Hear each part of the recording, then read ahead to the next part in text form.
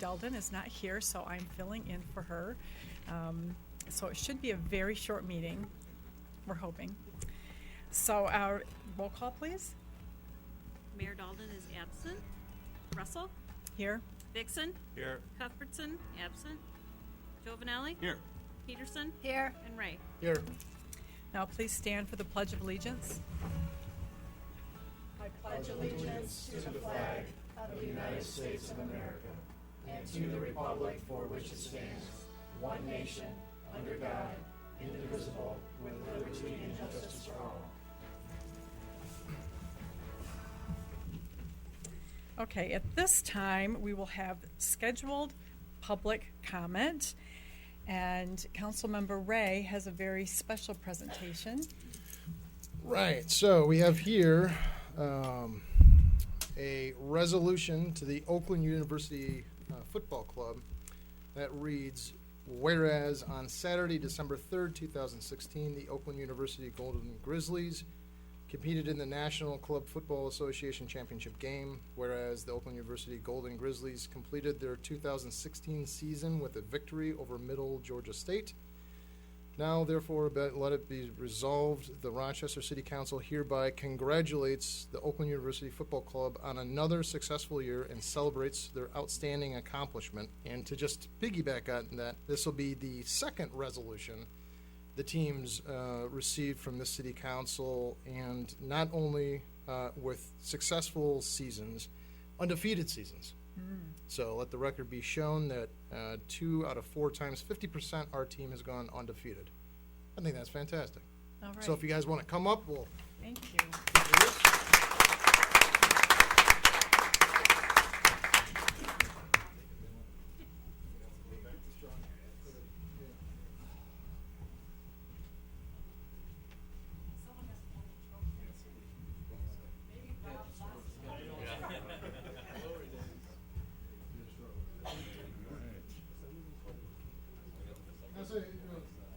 Quick side is okay.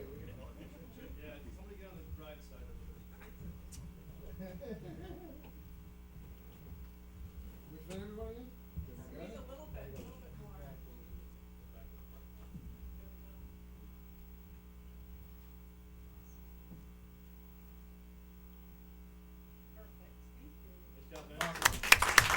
You're welcome.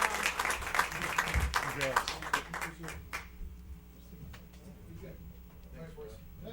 Oh, absolutely. You betcha. Thank you. All right. We'll look forward to seeing you guys next fall. Congratulations, guys. Absolutely. Thanks for having us. Oh, you're Yeah. Thank you. Oh, you're welcome. Congratulations, Good guys. job. Absolutely. Congratulations. Well done. You're absolutely welcome. Thank you. Thank you. So you got like a water boy jersey?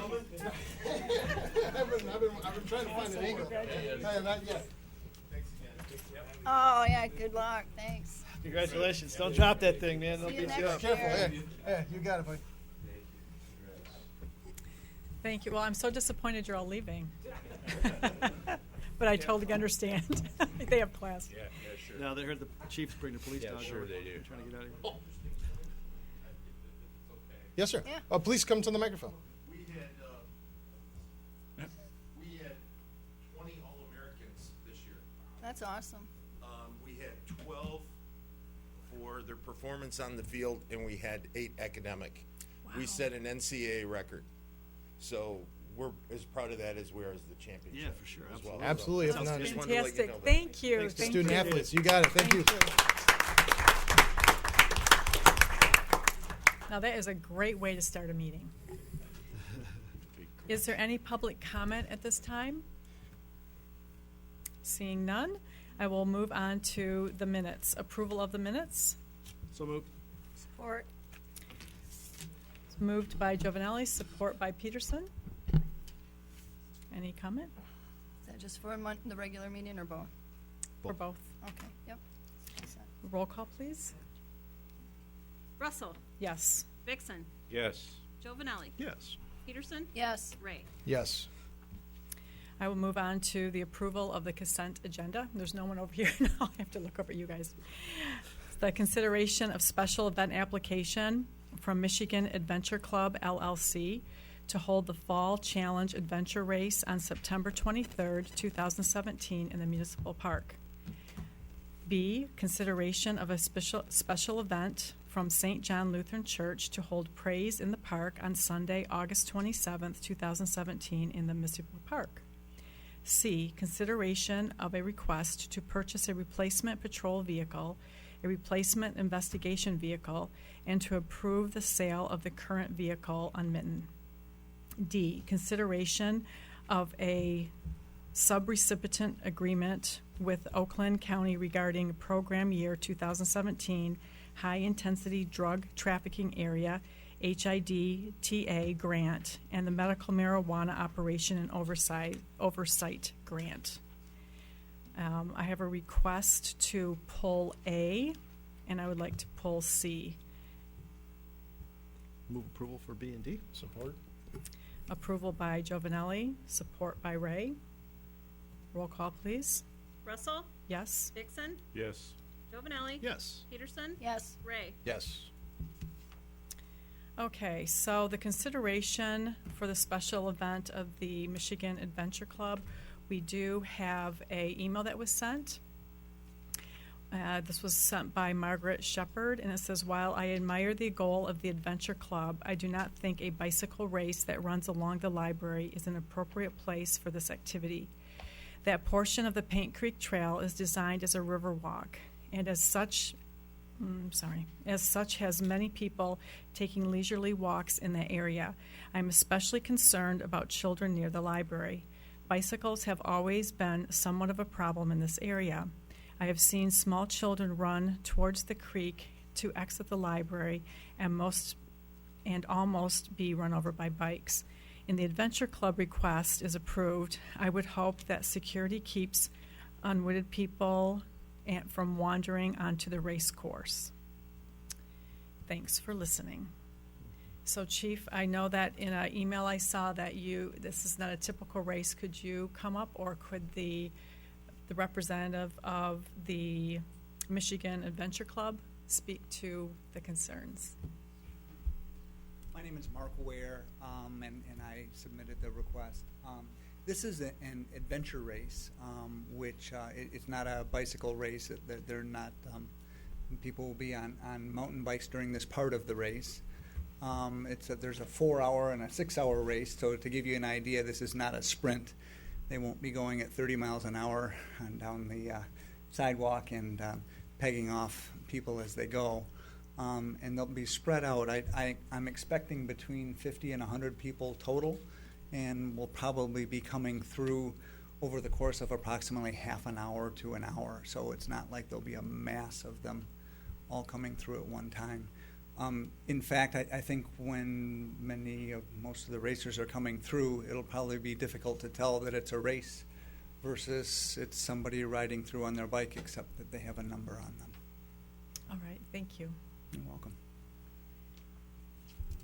Chief, do you have anything to add?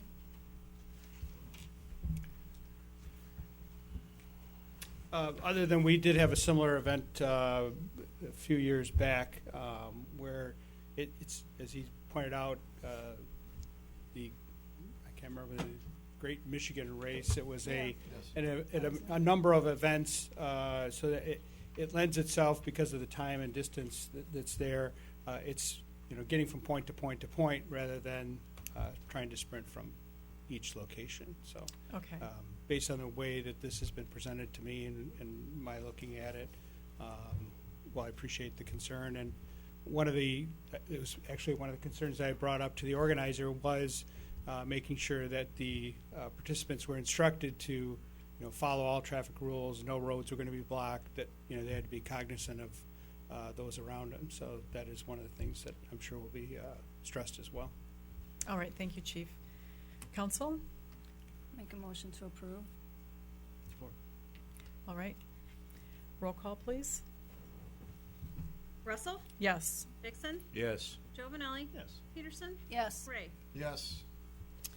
Okay, then the other item that was moved was the replacement vehicle. So, Chief, I'm sure you might have to come back up. I'm not sure. So The question, does anybody have questions on this one? No. So the question that I had was on, I really, really appreciate the replacement scorecard that you do. And who is this prepared by? Lieutenant Matinka? Okay, and so is this Lieutenant Matinka's vehicle, or is it? No. No, so it's a separate entity?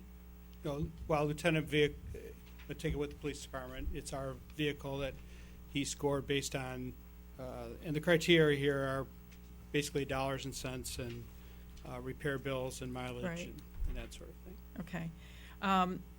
The only thing that I had a question on was the type of service vehicle. If it's a police vehicle, fire, or rescue vehicle, it automatically goes to a 5. And I was wondering, or if it might be in the future to have more data on the type. Let's just say maybe it's just a parking meter sedan, or the amount of calls. Maybe there's one vehicle that has a heavier amount of calls versus another vehicle. I'm not sure. But I'm just wondering if maybe that part of the point system, because if it automatically goes to a 5, then the replacement seems to be almost certain when that vehicle in that point system, because there's no differential. If someone's got if there's a vehicle that has heavy use, like a rescue vehicle versus a parking meter vehicle, there's no difference just because of the department, unless I'm mistaken. Not being the originator of the form, but I would guess that the reason that it's a 5 is because of the responsibility and reliability that's required of all the police and fire vehicles. Regardless of their mission or assignment, they have to start, they have to run, they have to go. We have, if it's the ordinance officer's pickup truck, officers drive that from time to time as well. If it's a snowy day, that vehicle is going to be used by patrol officers because of its 4-wheel drive capability, as an example. Investigator vehicles, it's a police department vehicle. It has to start. It has to run. And for that reason, I'm guessing, is why the originator of this document gave those points. While it's requires 23 to 27 points, that's 5 points out of the score. So there's still other areas Right. that if it doesn't fall up to that, it's not going to be replaced. Okay. All right. Well, those were the questions that I had for you this evening. So I'm satisfied. Make a motion No. to approve? Well, I'm sorry. Oh, okay. Oh, someone- Jovenel? I'll support it, but I just a quick But- comment. yeah. So, and thank you, Madam Mayor Pro Tem. Chief, the Impala, I mean, it's 11 years old, so it's long in the tooth, as they say. So it's, I think we got all of the use out of that one. On For the sure. on the Charger, so just so everybody is aware, the point system that the Mayor Pro Tem is speaking of is we have all the assets are assigned a point value based on different criteria. 0 to 17 is excellent, so it means it's in good shape. 18 to 22 is good, so it goes into the queue for replacement. 23 to 27 points is satisfactory, and 28 points or greater is poor. The old gray mare is 31 points, so that one's fine. The Charger was at 27, and under that, I know that you guys don't have an affinity for the Chargers. We've talked about that before, so. Which is fine. At 27, it's just barely hanging on before it is replaced. So while that one is only 6 years old, 7 years old, it's I'm happy to support.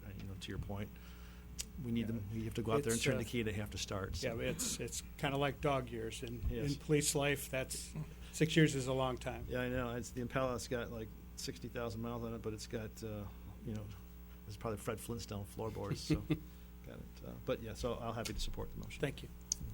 And I'm happy to support the motion as well, but I would like to take a look at that in City Manager. Yeah, I actually participated in the creation of the guide. So I worked with our Public Works Department, and I'd be happy to kind of go back with the mechanic. and I guess for the type of service, which that's the category I believe that you're referring to. Correct. There's a 1, 2, 3, 4, and 5, and you're correct that it's category 5, or a ranking of a 5 is for police, fire, and rescue service vehicles. And get a little bit more information. I'd be happy to present that back to council. All right, very good, thank you. Madam, roll call, please. Russell, Yes. Vixen, Yes. Jovenelli. Yes. Peterson, Yes. Ray. Yes. Thank you. Thank you, Chief. Okay, there is no old or tabled items. There's no public hearing, so now we go on to legislative deliberation. First is a consideration request to schedule a public hearing for the 2017 Drinking Water Revolving Fund Project Plan as required by the MDEQ. So moved. Support. So should we sign a date to that public hearing? In the memo, it says April 10th. Okay, so does that need to go into the motion? It will. Okay. Madam Clerk? Oh, was there support? Yes. Yes, I'm sorry. Peterson? Peterson? Sorry. Russell, Yes. Vixen, Yes. Jovenelli. Yes. Peterson, Yes. Ray. Yes.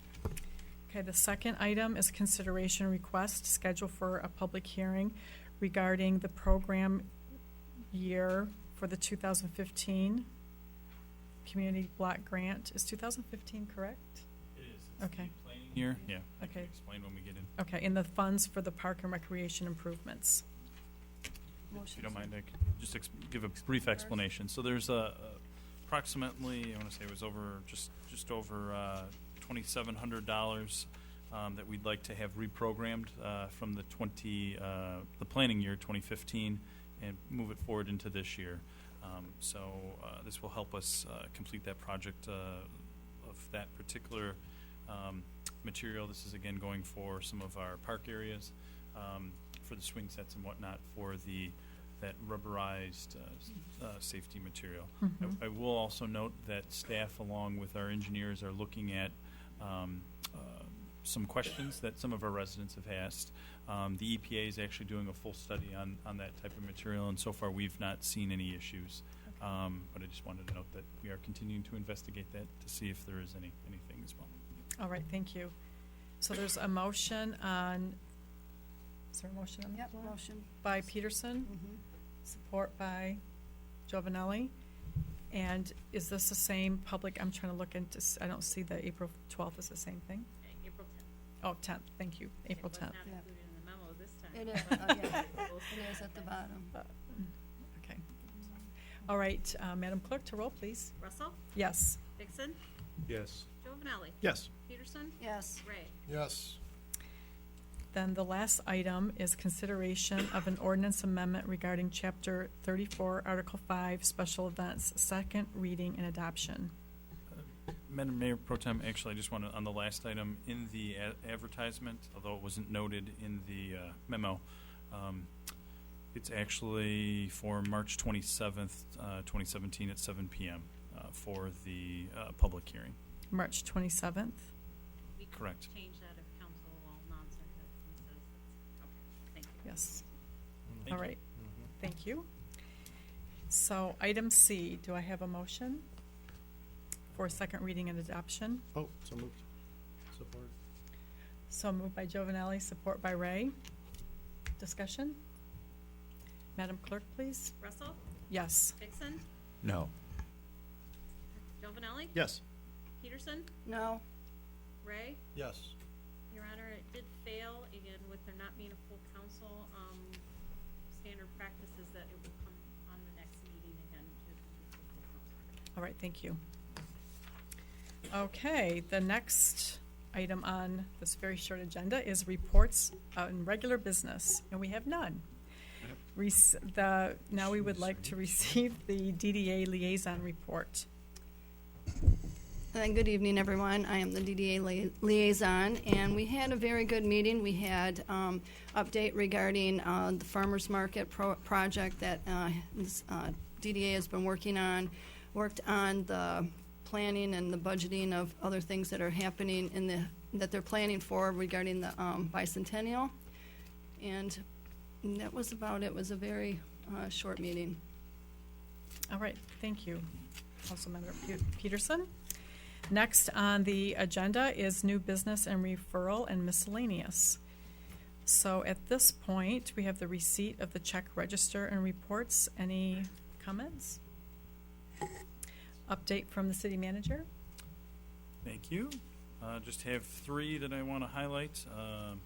Chief, I don't know if you want to comment on the Narcan training. I'll just highlight in the miscellaneous memo that the chief provided information on that our police officers were trained in the administration of the life-saving medication Narcan on February 22nd. Our officers will be able to administer this to reverse the effects of an opiate overdose. The department has already had one save in December by Sergeant Lyons. I don't know if there's anything else that you might want to comment on, or sorry to put you on the spot there. No, it's a great opportunity for the officers to have, as he mentioned, the ability to administer this life-saving drug prior to EMS arriving to start reversing the effects of an opiate overdose. And so the officers have been trained in administering that, and once the paramedics would arrive, they would advise them that that medication is on board. It's administered through the nasal passages, and then the paramedics can treat appropriately. But as was mentioned, Sergeant Lyon, who is our trainer, was able to administer the drug in December, and the reversal was immediate, and had a great outcome for the person. There's also follow-up afterwards to make sure that they receive the advantage of some counseling or education, hopefully stemming the repeat of someone coming back to us and can stop using those type of medications. All right, well, thank you, Chief. The other two items was just a note that the Clinton River Watershed Council has informed the city that they've added Rochester's Municipal Park to their list of places on their weekly cleanup program. We'll be posting the actual dates on our website, and then they also have it on their website as well. And the final update that I wanted to provide, this Thursday, the city will be starting our initial interviews for the Department of Public Works Director. We're hoping with those going well that we'll have somebody in place by the end of this March or early April. Fabulous, thank you. Thank you very much. Madam Clerk? I do have one item this evening, Your Honor. Petition packets to run from City Council are available and ready at the City Clerk's office and placed before you, Mr. Vixen, and you, Councilmember Peterson, were your packets. And I'll make sure that Mayor Delden and Councilmember Cuthbertson get theirs.